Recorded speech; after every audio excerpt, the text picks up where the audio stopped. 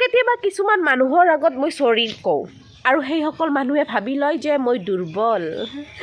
আচলতে যিসকল ব্যক্তিয়ে জীৱিত অৱস্থাত থাকে তেওঁ চৰি ক'ব পাৰে আৰু যিসকল ব্যক্তি অহংকাৰী সেইসকল ব্যক্তি একোজন মৰা হওক, গতিকে তেওঁ কেতিয়াও চৰি বুলি ক'ব নোৱাৰে। কুৱাত পানী তুলিব গ'লে বাল্টিটো তললৈ দিবই লাগিব। চৰি কোৱা মানুহ একোজন যোদ্ধা হয়। এই পৃথিৱীত, এই মতলবী পৃথিৱীত চৰি শব্দটো বহুত গধীৰ আৰু যোনে তোনে এই চৰি শব্দটো উচ্চাৰণ কৰিব নোৱাৰে। গতিকে আমি একোজন যোদ্ধা। হেল্ল' নমস্কাৰ, মই হীৰামণি। আপোনালোক সকলোকে মোৰ অকণমানি ইউটিউব তথা ফেচবুক পেজলৈ স্বাগতম জনাইছোঁ। কি খবৰ আপোনালোকৰ? আশা কৰোঁ সকলো ভালে আছে। মোৰো ঈশ্বৰৰ কৃপাত আৰু আপোনালোকৰ আশীৰ্বাদত ভালে। বেগ চেগ লৈ কিনে সৰ্থেবাৰীলৈ যাব ওলাইছোঁ। বৰপেটা ৰোডৰ পৰা সৰ্থেবাৰী। বহুত দেৰিয়ে হ'ল গাইজ, গালি খাই আছোঁ, ইফালে মাতি আছে তো যাওঁ সৰ্থেবাৰীক। ভিডিঅ'টো ষ্টাৰ্ট কৰিলোঁ, যাওক বৰক এতিয়া সৰ্থেবাৰীলৈ। আৰু এটা কথা গাইজ, কি জানেনে নাই, কিছুমান মানুহে ভুল কৰিলে চৰি কয় আৰু কিছুমান মানুহে ভুল নকৰাকৈ চৰি কয়। কিয় কয় জানেনে নাই? যাতে সম্পৰ্কবিলাক মজবুত হৈ থাকে। আৰু এই কামটো কোনে কৰে জানে নাই? আমি মহিলাবিলাকে কৰোঁ। আৰু আমি যে ভুল নোহোৱাকৈ চৰি কওঁ, সেইকাৰণে কিছুমান পুৰুষে ভাবি লয় আমি দুৰ্বল। আচলতে কিছুমান মানুহৰ মানসিক স্বাস্থ্য ভাল কৰিবৰ কাৰণে আমি মহিলাবিলাকে চৰি বুলি ক'ব লগা হয়। গতিকে চেইং চৰি ইম্প্ৰুভ মেণ্টেল স্কিলছ। চৰি শব্দটোত বহুত শক্তি আছে। চৰি শব্দটোৱে অহংকাৰ শেষ কৰিব পাৰে, কিন্তু বহুত বেছি অহংকাৰীয়ে ভুল হ'লেও চৰি ক'ব নোৱাৰে। কাৰণ তেওঁ ভাবি লয় তেওঁৰ ভুল হ'বই নোৱাৰে আৰু তেওঁ ভাবি লয় তেওঁই সৰ্বগুণ সম্পন্ন ব্যক্তি। আৰু গাইজ, সৰ্থেবাৰী যাবৰ কাৰণে মই আপোনাৰ চিমলাগুৰিক লগি আহিছোঁ। বৰপেটা ৰোডৰ এইখিনি ঠাইক চিমলাগুৰি বুলি কয়। ব্ৰিজখন চাওকচোন, হোৱাৰ পৰা ইমান সুবিধা হৈছে চবৰে। আৰু এইফালে আপোনাৰ আমাৰ এওঁৰ পৰা মই পইচা খুজি আছোঁ, কাৰণ মোৰ তাতে 1 টকাও নাই। এওঁ সুধি আছে কিমান পইচা লাগে, কিবা এটা দিয়া আৰু দিলাক। তাৰপিছত এইয়া গাড়ীত উঠিলোঁ গাইজ। ফাইনেলি গাইজ বৰপেটা পাই গ'লোঁ।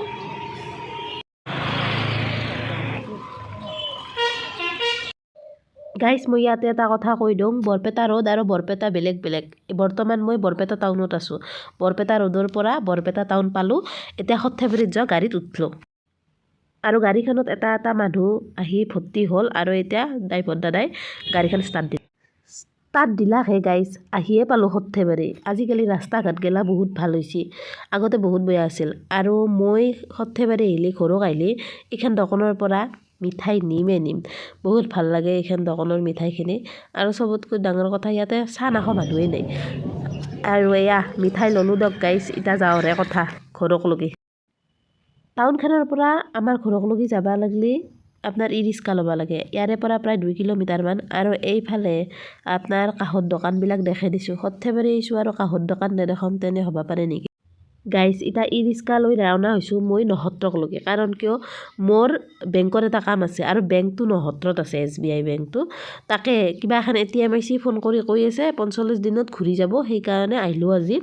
তাকে এতিয়া আৰু কিবা ঔষধ চলি আছে আমাৰ, সেইকাৰণে আশ্ৰমৰ ভিতৰত যোৱা নহ'ল। এয়া অলপমান পৰিৱেশটো দেখাই দিছোঁ দিয়ক।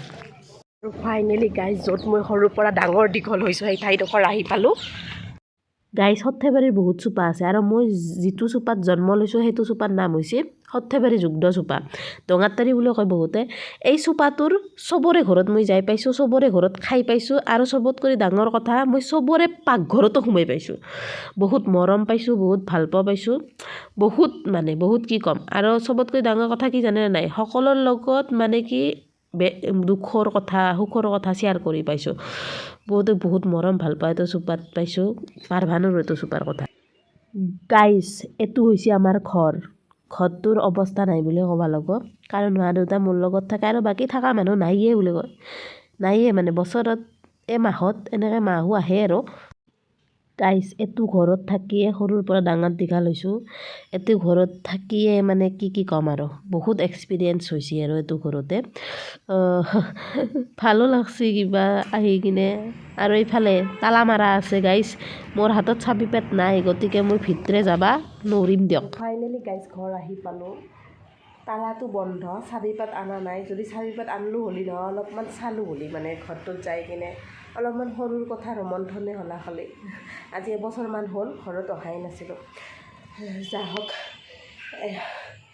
বহুত বেয়া লাগে আগৰ কথা মনত পৰি গ'ল লাহে লাহে বুঢ়ী হৈ আহি আছোঁ গাইজ ঘৰৰ মানুহ নহ'লাক কি হ'ল গাইছ কাষৰ মানুহতো আছে কাষৰ বুলি ক'লে ভুল হ'ব দিয়ক নিজৰে মানুহ এই খুৰী হাতত তাকে যাওঁ ৰ'ব খুৰী মাতি আছে আৰু এইফালে খুৰী আৰ ঢেঁকী বহুতখিনি চেঞ্জ হৈছে খুৰী আৰু এইফালে আমাৰ এলা বাৰী দিয়ক বাৰীখনত আপোনাৰ আগতে লুকা ভাকু খেলিছিলোঁ লগৰ আপীৰ লগত লগৰ আপীকেইটাক লৈ মনতো পৰছি বেচেৰি কিছুমানৰ বিয়াও হৈ গৈছে কিছুমান হনায়ো আৰু এইফালেতো এটা বম খাল আছিল খালটো এতিয়াতো নোহোৱা হ'ল আগতে মাছো ধৰিছিলোঁ ইয়াতে কি ক'ব আগৰ কথা পূৰা মনত পৰি গ'ল আৰু সেইখান এখন পাথাৰ আছে ৰ'ব বলকচোন পাথাৰখনক লৈ যাওঁ অলপমান চাই আহোঁ গাইজ এইখনে সেইখন পথাৰ যিখন পথাৰত আমি বগৰী খাইছিলোঁ সিফালে একদম অলপমান দূৰত বগৰীৰ গাছ আছে বেলেগ দিয়ক সঁচাকৈ কৈছোঁ সেই কলপাতত খা বগৰীৰ কথা মনত পৰি গ'ল আৰু ইফালে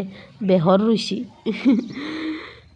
বহুত দিন এনেই পৰি আছিলে বেহৰ ৰুইছি ভাল লাগছি দেখি আৰু এইফালে খুৰী গাইজ মই যাবাৰ হৈছি ৰ'ব গাড়ী ইফালে 3:30 লাজ বুলি কৈছি খুৰী এতিয়া যা যোগাৰ কৰি আছে মই বতাহ খাই ভাল পাওঁ কাৰণে খুৰী বতাহ বনাব বোলে চালাড বনাব তাকে খাই লৈ যাওঁ ৰ'ব আৰু ইফালে ঘৰ গেলা দেখছি না পানী শেষ কৰি দিছে ফাইনেলি গাইজ মই ওলালোঁ দিয়ক এতিয়া যাওঁ দিদি গাখীৰ দিদি বুলি ক'লে ভুল হ'ব মা বুলি ক'ব লাগিব বেচেৰি কান্দবা ধৰছি নাকান্দবা ইমান দিনা ইমান বহুত দিনৰ মূৰত লগ পাই বঢ়িয়া লাগছি ন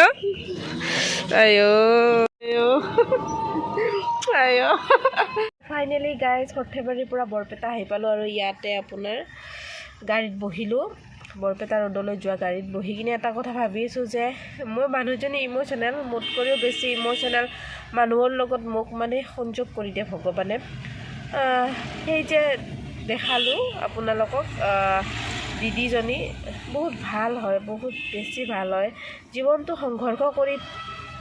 জীৱনটোত মানে কি তেওঁ সংঘৰ্ষ কৰি এতিয়ালৈকে আছে তো কাৰো পৰা একো মানে কি এক্সট্ৰাকৈ একো নিবিচাৰে বহুত ভাল এনেকুৱা আত্মাৰ এনেকুৱা মনৰ অধিকাৰী বা এনেকুৱা মানুহ খুব কম থাকে তো আজি মানে কি দৰ্শন পাই তেখেতৰ বহুত বেছি ভাল লাগিল মানুহৰ জীৱনত টকা পইচা থকা ব্যক্তি বা কিবা এইবিলাক ব্যক্তি বহুত পাব কিন্তু যিটো মানে কি আপোনাক অন্তৰৰ পৰা ভাল পোৱা বিনা স্বাৰ্থত বহুত কম আৰু তাৰে ভিতৰত দিদি এজনী দিদি বুলি ক'লে অলপমান হেৰি লাগে দিদি বুলিয়ে মাতোঁ আমি সৰুৰ পৰা তথাপিতো মানে কি মাৰ ৰূপটো তাৰমানে আৰু দেখা পাব আৰু সেই মানুহগৰাকীক তাত প্ৰায় এঘণ্টাৰ পিছত গাড়ীখনত মানুহ ফুল হ'ল আৰু তাৰ পিছত আমাৰ ড্ৰাইভাৰ দাদাই গাড়ীখন ষ্টাৰ্ট দিলে আৰু এতিয়া আমি যাব ওলাইছোঁ বৰপেটাৰ পৰা বৰপেটা ৰোডলৈ তো আজিলৈ আহিছোঁ